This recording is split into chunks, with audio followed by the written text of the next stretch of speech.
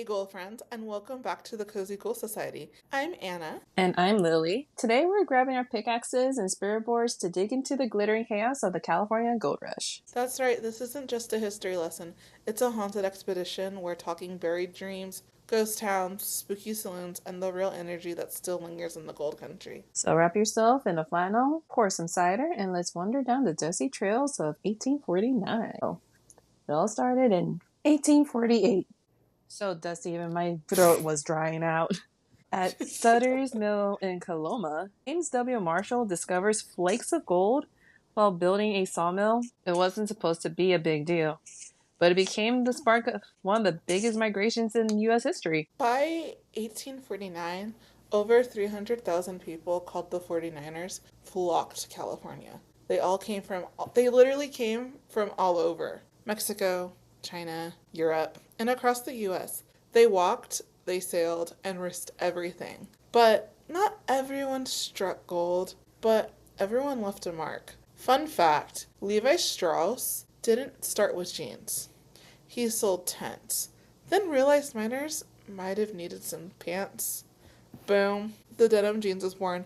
I mean, Levi's jeans are really nice jeans too. They really are. And I also didn't realize that the 49ers is also the name of our football team. That's very true. But life in a gold camp, messy, violent, lawless. Imagine hundreds of men, one shovel, and no running water. No real law enforcement either. Just saloons, guns, and survival. Minus the saloons, and you still get today's time. That's very true. But people were murdered over claims, miners froze, starved, or died from diseases like dysentery. I think that's how you pronounce it. But, others got scammed, like buying salted gold pans or fake maps. I still can't get over salted gold pans. That was just weird. How do you even salt gold pans? Making fake maps, you gotta take a lot of effort into doing that. I think we're overthinking the salting. You want to hit us with the fun fact? Yeah, so fun fact, some women actually made more than miners by running boarding houses, laundries, or bars. Women with business skills walked away rich. Man. And let's not forget the brutal racism. Native Americans were pushed off land or massacred. Chinese and Mexican miners were overtaxed or banned.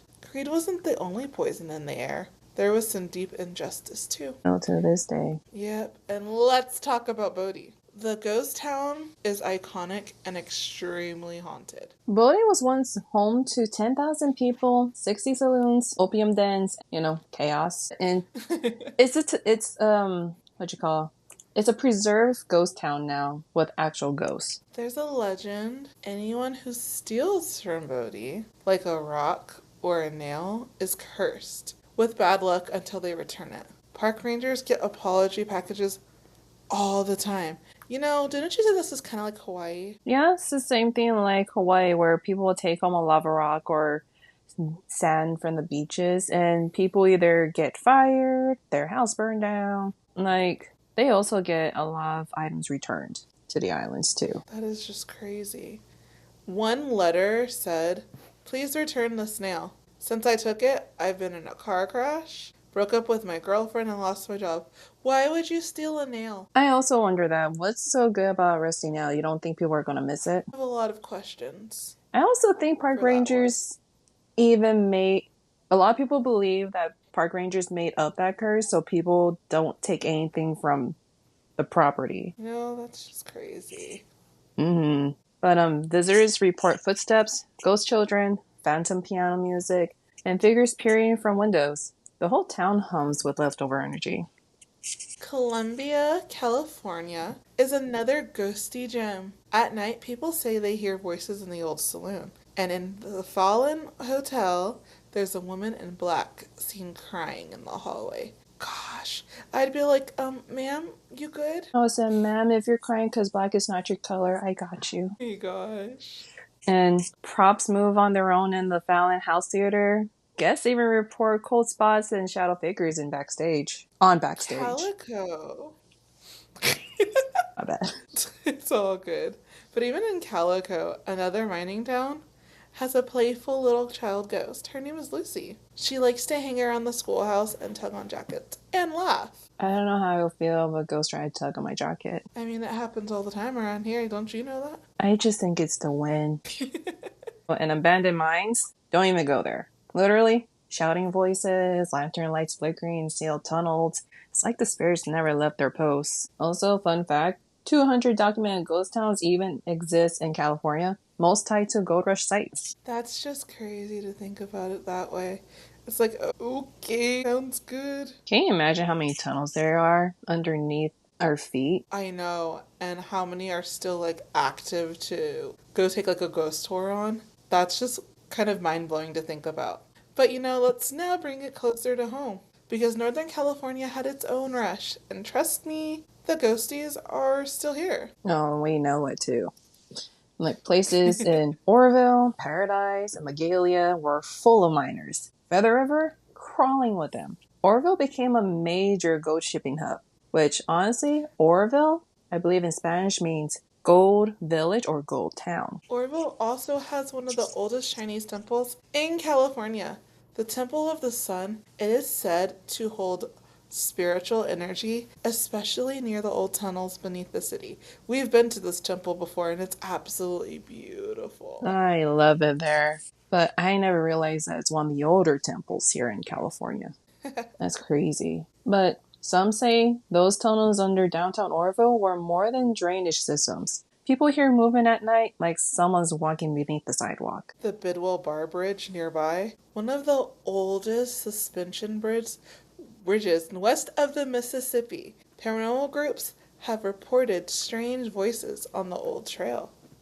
Sometimes I hear strange voices in downtown. Ah, yeah, that's so true. Especially, how they keep rebuilding the buildings. Sometimes I feel that they Yeah. never even left. That would make a lot of sense because, once you start doing construction on places that are haunted, it can totally wake up the spirits. It hums and vibes with energy for sure. It's very true. Oh, and let's not forget the Gold Nugget Museum in Paradise. After the campfire, visitors and staff started reporting unexplained activity, cold gusts, eerie sensations, and even a figure seen after dark. Which I can imagine after such a big tragedy, something will be awake, And it doesn't shock me that that happened in Paradise because Paradise is such a beautiful place just in general that it just kind of interesting how people are seeing it even more. It makes me wonder, did they see it before the fire? I've actually read that a lot of like the first time the person who discovered Paradise was making such a big deal of how they were able to find gold up there too, and there was